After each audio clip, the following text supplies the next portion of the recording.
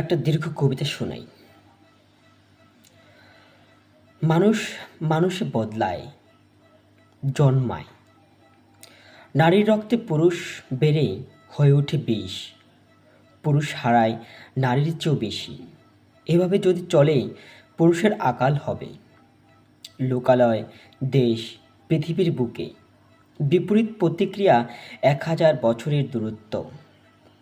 আমরা ফেলে দিই বাবাকে, বাবা সন্তানকে। আমাদের দূরত্ব ১,০০০ বছরের। নিজেদের উদ্যোগে তৈরি করি বয়স্ক ঘর, শিশু ঘর। সরকারি বেসরকারি কোনো গুরুত্বপূর্ণ বিদেশি কোম্পানির সৌজন্য হলেও ঘুরে ফিরে আমাদের পার্শ্ব প্রতিক্রিয়া ১,০০০ বছরের। আমাদের পরিবর্তন আমরা করে রেখেছি রাজনৈতিকভাবে। জন্মেছি ঋণের বোঝায়, সুদের হিসাব মেলাতে মেলাতে কয়েক জন্মের আয়ু শেষ। ঘনবসতিতে বিরক্ত, আমাদের পার্শ্ব প্রতিক্রিয়া ঘটবে কয়েক প্রজন্ম পর মাত্র। আমরা নিজেদের জন্য গড়ি, প্রয়োজনীয় সব সন্তানদের জন্য রাখছি বিষ।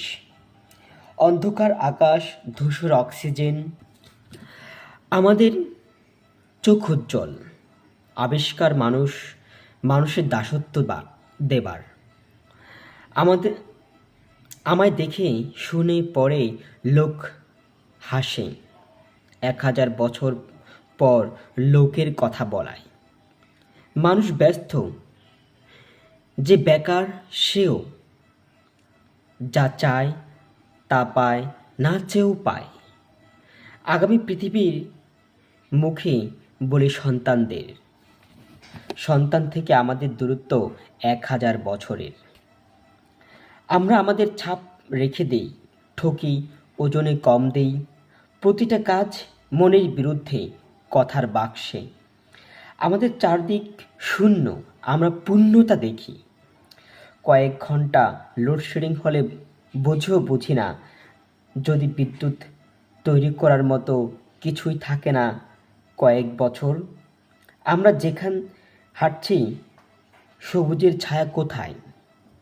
আমাদের দেওয়ালগুলো ধসে পড়বে।